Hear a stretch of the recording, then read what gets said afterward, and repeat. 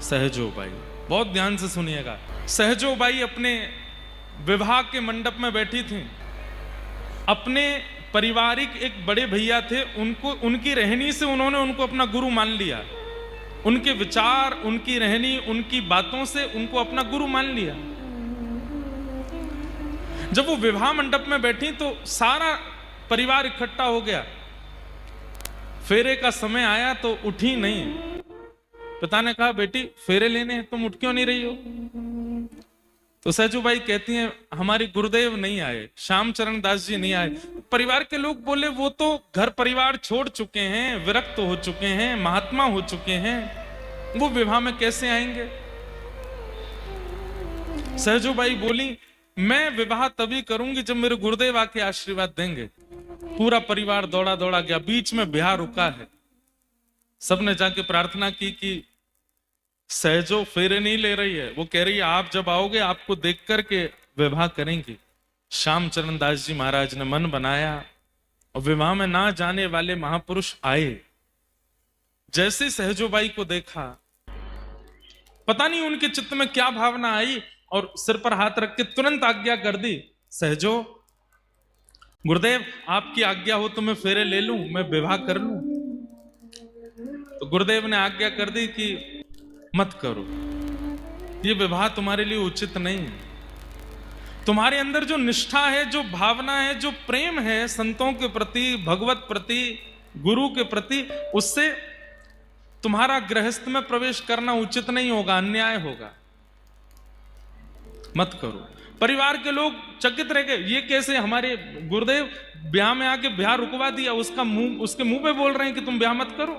सहजोबाई ने तुरंत अपना सब ब्याह का वस्त्र सब उतार दिए और सामान्य वेश धारण कर लिया। बोले, गुरु आज्ञा हो गई, अब ब्याह नहीं करूंगी। चली गई सब छोड़ करके। दिल्ली में स्थान है सहजोबाई का, और वहीं रह करके बस अपने गुरु का स्मरण करती।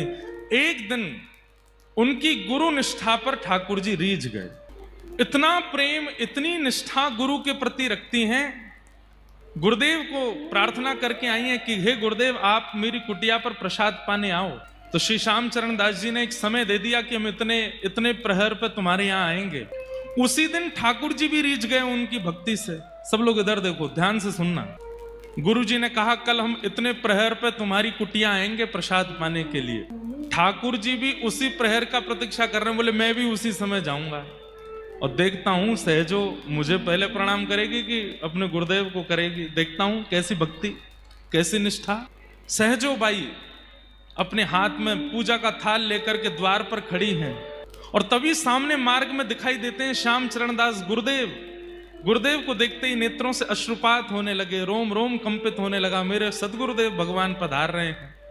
लेकिन तभी क्या देखती हैं कि गुरुदेव के ठीक बगल में मोर मुकुट धारण किए, पीतांबरी पहने हुए, अपने हाथ में अधर पर वंशी धारण किए हुए, ललित गति विलास वल गुहास प्रणय निरीक्षण कल्पितो रुमान, ललित गति से चलते हुए त्रिभंग लली श्याम सुंदर भी चलते आ रहे हैं।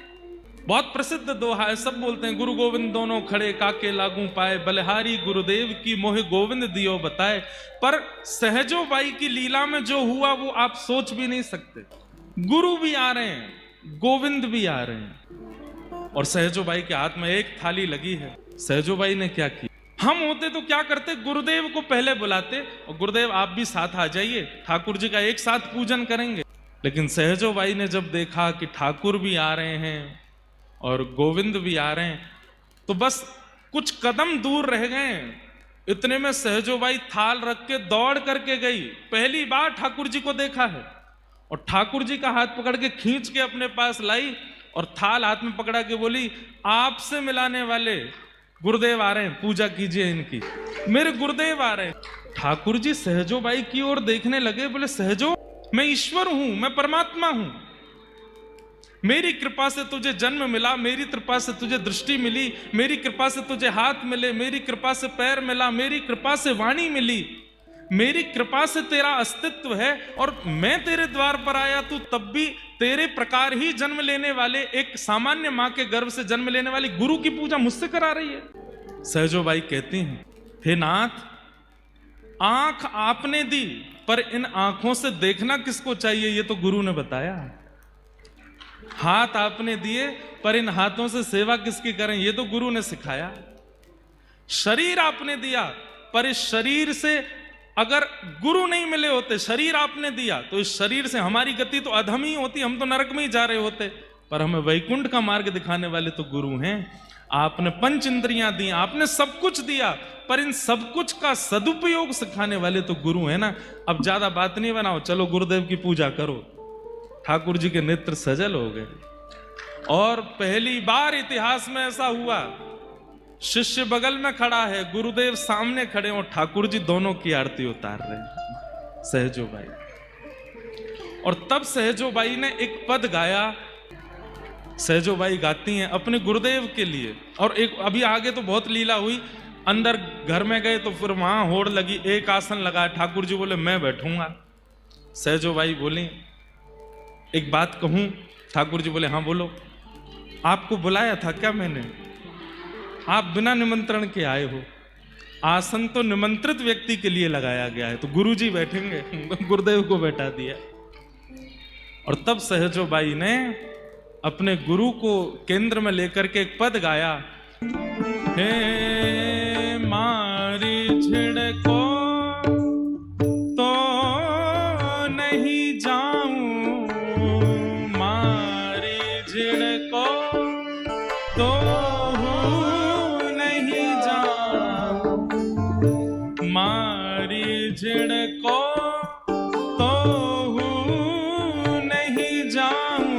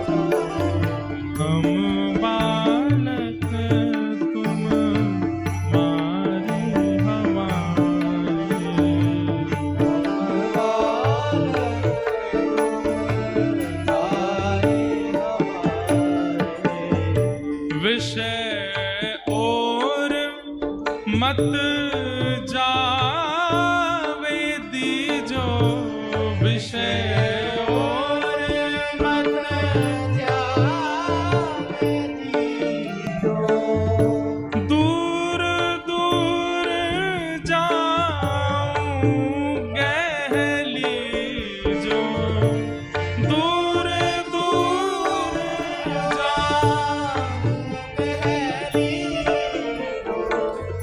दूर दूर जाऊं गहली जो,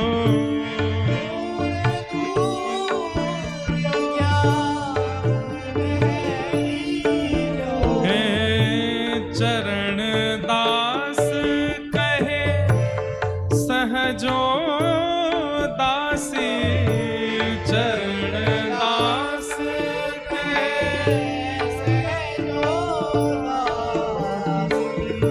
चरण दास कहे सहजो दासी,